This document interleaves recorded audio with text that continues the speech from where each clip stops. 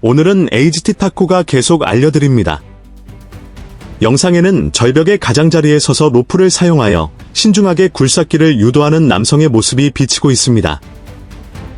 각도를 조정한 후 그가 로프를 풀어 놓았을 때 굴삭기 자동차는 절벽으로 넘어져 찢어졌습니다. 이 남자는 그 굴삭기 운전자 자신입니다. 몇 달 동안 월급이 지급되지 않았기 때문에 그는 지불을 요구하기 위해 이러한 극단적인 수단을 선택했습니다. 동영상의 코멘트란은 미지급 임금의 인과응보라고 해찰했다라고 하는 칭찬의 목소리로 흘러넘쳤습니다. 그러나 현실은 가혹합니다. 굴삭기 자동차는 적어도 50만에서 60만 위안, 하나로 약 1억 원 이상, 도하는 고가의 중기입니다만 지금은 완전히 철쓰레기로 만들었습니다.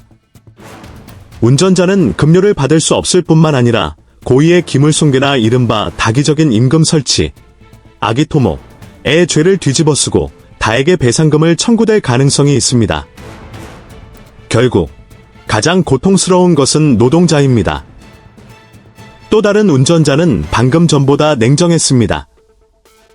그는 기계를 절벽에서 떨어뜨리지 않고 절벽의 가장자리로 옮기고 고용주에게 동영상을 보냈습니다. 그는 반년분의 급여가 미지급임을 설명했고 고용주가 돈이 없다고 말하면서 마지막 통지를 했습니다. 오전 9시까지 계좌에 돈이 들어가지 않으면 스위치를 넣고 굴삭기 차를 밀어버리겠다. 월급은 이제 아무래도 좋다고 연말이 다가오면서 중국 전역에서 임금 분쟁의 물결이 밀려오고 있습니다. 중국의 네티즌들로부터 흰광, 냉쿠한 기뢰용 자원이라고 자조적으로 불리는 이러한 노동자들은 그 땀과 피로 중국의 고층 빌딩, 다리, 그리고 도로를 건설해왔습니다. 그러나 그들은 종종 정당한 보상을 받지 못합니다. 피와 땀의 결정인 급료를 되찾기 위해 현수막을 내거거나 공사 현장의 문을 봉쇄하거나 나아가 크레인에 오르고 고용주를 위협하는 등 극단적인 행동에 나서는 사람도 있습니다.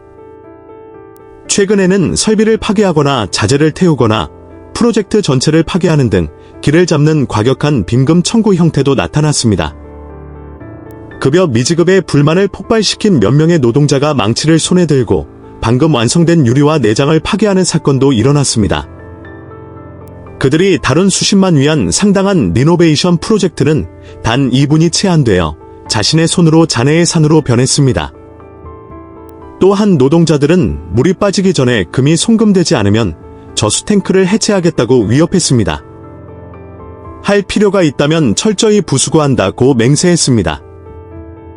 또 다른 동영상에서는 굴삭기의 거대한 버킷이 흰색 세단을 마치 집게발처럼 잡고 있는 모습이 비치고 있습니다. 운전자는 사장이 결제를 거부하면 차를 밀어 넣을 것이라고 위협합니다. 코멘트란에는 또 한 사람, 노동자가 극한까지 몰렸다라는 한탄을 볼 수 있습니다. 이러한 미지급 임금을 둘러싼 극단적인 행동은 중국의 법률에서 법적 책임을 수반하는 다기적인 임금 청구로 분류될 수 있습니다.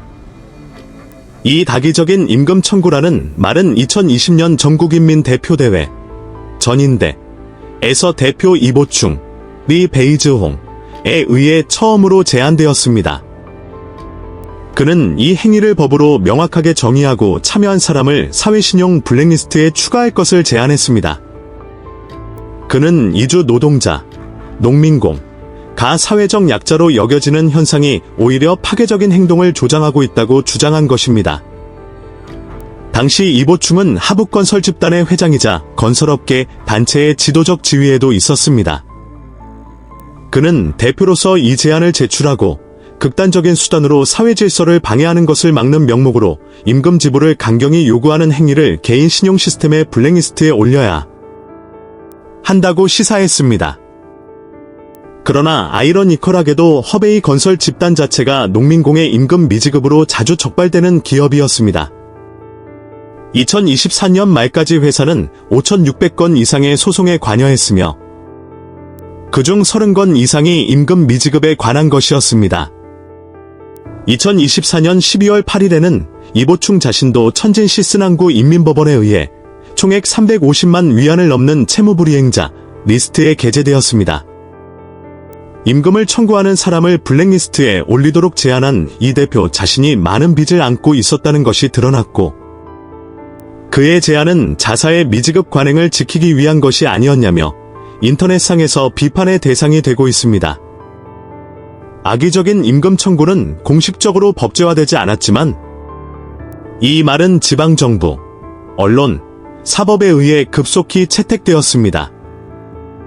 예를 들어 2021년 감숙성 화주시의 건설 노동자가 미지급 임금을 요구하며 크레인에 올라가 구속되었지만 현지 당국은 이 사건을 공식적으로 다기적인 임금 청구라고 이름 붙였습니다. 이것은 여론의 격렬한 반발을 초래하여 당국의 사과로 이어졌습니다. 그 이후로 이 말은 극단적인 임금 분쟁에 대처하기 위한 상투적인 문구가 되었고, 종종 소란 도발죄와 공공안전을 위협하는 죄와 연관되어 있습니다. 이 제안은 광범위한 논쟁을 일으키고 인터넷에서 격렬하게 비판을 계속받고 있습니다. 많은 사람들은 이 제안이 기업의 임금 착취에 사실상 법적 보호를 제공하고 법적 책임을 두려워하지 않고 지불을 지연하거나 거부하는 것을 조장한다고 생각합니다. 악에 있는 임금 청구이라는 말은 계약자의 주인들이 발명한 것이며 죄 없는 농민공을 심판하는 한편 본래 책임을 져야 할 자들은 처벌을 면하고 있습니다. 이 단어는 단순히 사람들에게 꼬리표를 붙이는 것이 아닙니다. 노동자의 존엄을 짓밟고 기본적인 양식에 도전하는 것입니다. 건설 산업에서 농민공에 대한 선택지는 없습니다. 그들은 가족을 부양하기 위해 1년 내내 열심히 일합니다. 한편 악덕한 계약자들은 저택에 살고 고급 차를 타고 휴가에는 여행을 즐깁니다. 그들이 가진 모든 것은 노동자의 땀에 의해 구축된 것입니다. 그러나 근로자가 일을 마치더라도 급여는 지불되지 않으며 손에 남아있는 것은 신분증명서뿐입니다. 그들은 가장 직접적인 방법으로 정당한 임금을 요구할 수밖에 없고 그 결과 악의가 있다라는 낙인이 찍힐 수 있습니다. 이것이 바로 잘못된 사람이 규칙을 결정하는 전형적인 예라고 할 수 있습니다. 거기서 다시 질문합니다. 여기서 정말로 악의가 있는 것은 누구입니까? 생활을 위해 급여를 요구하는 노동자인가? 아니면 지불을 거부하는 사람인가? 노동자들은 게이트를 막거나 크레인에 올라가서 법을 어기고 싶지 않다고 호소하지만 그렇게 하지 않으면 누가 도와줄 것인지 묻고 있습니다. 그들은 자신들의 항의가 불법이 되는데 고용주의 미지급은 결코 처벌되지 않는다는 위선을 지적하고 법을 깨는 것이 문제를 해결하는 유일한 방법이 되어 버리는 것인가 라고 한탄하고 있습니다. 권리를 찾아 싸우는 농민공의 고통은 실제로 경험한 사람에게만 이해하기 어렵습니다. 만약 토론으로 해결할 수 있다면 아무도 불법 행위로 내달리지 않습니다. 농민공의 임금은 어린이의 학비, 연로한 부모의 의료비, 그리고 자신의 생활비 자체입니다. 당신은 그들에게 참아라라고 말할 수 있습니다. 하지만 병원은 기다려줄까요? 학교는 기다려줄까요? 슈퍼마켓은 기다려주겠습니까? 미결제 문제에 대한 해결책은 간단합니다. 지불을 거부하는 기업을 엄벌에 처하는 것입니다. 2025년이 다가오는 지금, 관계 당국이 올 한 해 열심히 일한 농민공들에게 진정한 관심을 돌려주길 바랍니다. 그들이 건설 산업의 진정한 기초입니다. 한 동영상에 등장한 노동자는 이른바 대표들을 격렬하게 거절하고 누군가 자신의 대변자가 되는 것에 동의한 기억은 없다고 명언했습니다. 그는 자신은 자신만을 대표하고 자신을 알지 못하는 인간에게 결정을 내릴 필요가 없다고 선언했습니다. 중국 공산당의 통치 논리에서 인민 대표는 실제로 인민을 대표하지 않습니다. 이러한 대표는 국민에 의해 선출된 것이 아니라 시스템에 의해 신중하게 선발 김명된 충성심 있는 자들입니다. 이것은 종종 정치적 배치라고 불리지만 터놓고 말하면 지명된 대변인에 불과합니다. 선거는 단순한 공식적인 과정의 일부이며 국민과의 협의가 없습니다. 그들의 역할은 수호자라는 한마디로 요약됩니다. 그들은 지도자라는 체제로 시스템의 기능을 보호하지만 미지급 임금과 같은 일반 시민의 절실한 우려는 그들의 관심사가 아닙니다. 매년 중국 당국은 농민공에 대한 임금 미지급을 비난하는 쇼를 하고 있습니다. 그러나 많은 노동자들은 여전히 새해를 위해 귀성하기 전에 임금을 회수할 수 없습니다. 건설 프로젝트가 기한대로 지불하도록 매년 규제가 내려지지만 많은 계약자는 여전히 대금을 받기에 고생하고 있으며 귀성을 주저하고 있습니다. 올해 상황은 더욱 악화되었습니다. 많은 계약자들은 감옥에서 새해를 맞이할 각오를 이미 결정했습니다. 이것은 결코 과장이 아닙니다. 연말이 다가오는 가운데 현실에 전개되고 있는 가혹한 사태입니다. 더 이상 급여를 받는 것이 아니라 살기 위한 지불을 찾아 싸우는 것입니다. 여러분, 느끼십니까? 올해 건설 현장에서는 과거 없을 정도로 빠른 시기부터 지불을 요구하는 움직임이 일어나고 있습니다. 그 필사적임은 분명합니다.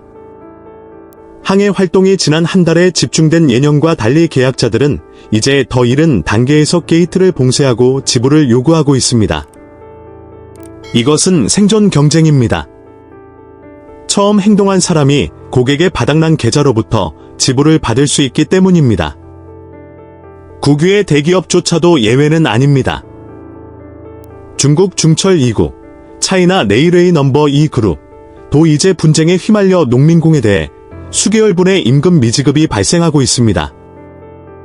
이 위기는 한때 중국 GDP의 30%를 차지했던 부동산 부문의 붕괴로 인한 것입니다. 전환점은 2020년 8월 정부가 은행 대출을 차단하는 세계의 레드라인, 3도홍선 정책을 도입했을 때였습니다. 결과는 치명적이었습니다. 헝다그룹, 에버그란데이, 과 같은 거인이 3천억 달러의 부채를 안고 붕괴되어 미완성 건물과 무급 노동자가 남았습니다. 토지 매각으로 인한 중요한 수입원을 잃은 지방정부는 이제 기본 공공서비스 자금 조달에도 어려움을 겪고 있습니다. 통계는 잔인한 현실을 보여주